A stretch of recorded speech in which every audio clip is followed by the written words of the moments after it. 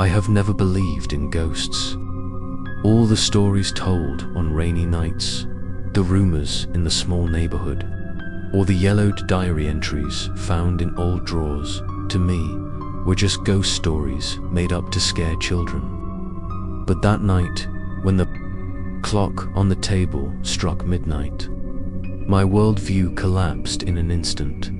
I thought last night was just a fleeting nightmare, that when the morning came, everything would dissolve like mist outside the window. But as the pale sunlight crept into the room, I still saw the letter lying there, intact, cold, like a living testimony against reason. The whole day, I tried to forget it, convincing myself that someone had staged a sick joke. But the more I thought, the less sense it made. Michael was dead. I was the one who saw his body in the morgue. Then who could have written those words? The second night, when the clock struck 12, I heard the same sound again. This time it was clearer, as if a hand had deliberately placed something on the porch.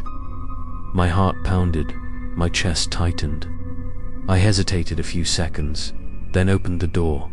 The night air rushed in, cold and sharp. On the ground, another envelope was waiting.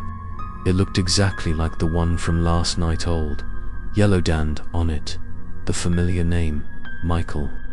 My fingertips trembled as I picked it up. This second letter was longer. I brought it inside, sat at the wooden desk, and began to read. The first line said, "Brother, I know you still don't believe, but I will prove it to you, because only you can help me. Remember the attic in our parents' old house. There is something hidden there that our family concealed. I saw it right before I died. It was what dragged me into the abyss." I gasped, my whole body frozen. The attic. That was a place we rarely visited, because our parents always kept it locked, never letting us in. As a child, I had heard whispers that Father kept strange objects there, but I dismissed them as silly rumors. Yet now, Michael mentioned it with certainty, as if still whispering in my ear. The letter continued, "Don't open the attic door during the day. Only at night will you see the truth. When you go up, take a small lantern, and never look into the old mirror. Brother, there is someone still up there, someone who never sleeps, and I saw him before the car struck me." I swallowed hard. Every word cut into my mind like a blade. Someone who never sleeps. The phrase echoed in my head like invisible knocks at the door, making me shiver. I set the letter down, feeling as though an unseen hand had wrapped round my throat. What was Michael hinting at? Had he encountered something in that forbidden attic before he died? I recalled the night of his accident. He left the house late, his face pale, and then the tragedy happened. The police called it an accident. I believed them, never doubting it.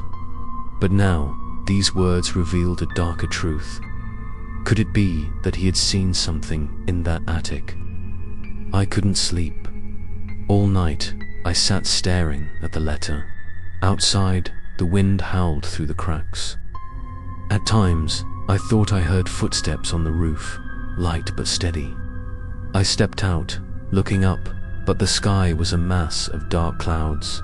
Back, inside, under the dim light, the words on the letters seemed to twist and shift into Michael's face, his empty eyes staring at me. I rubbed my eyes, but the image stayed burned in my mind.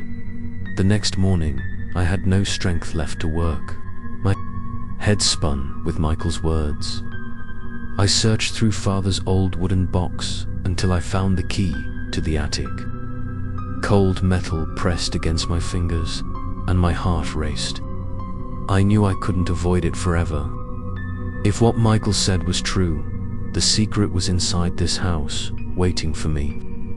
The attic door would not just reveal a dusty room, but open the Way too horror stories I had never dared to imagine. That night, I sat waiting. The key lay on the table beside the letter.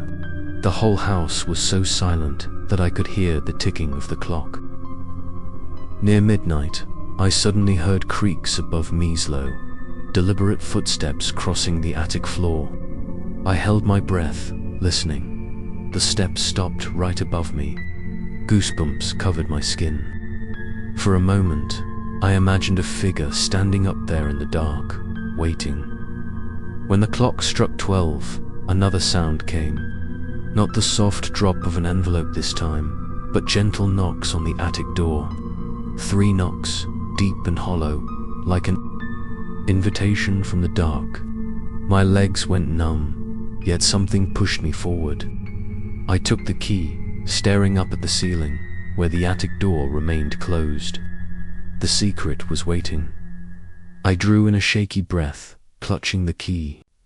Part of me wanted to run, to burn the letters, to pretend nothing had ever happened.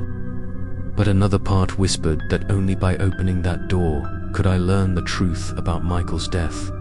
And then, from deep within my mind, I heard his voice clear, familiar, as if standing right behind me. "Brother, it's time." I turned sharply, but there was only emptiness behind me. My throat went dry. Above, the attic door remained still. Then 3 knocks echoed again, louder this time. I knew I could not delay any longer. Tonight, I would open the attic to uncover the secret hidden for so many years.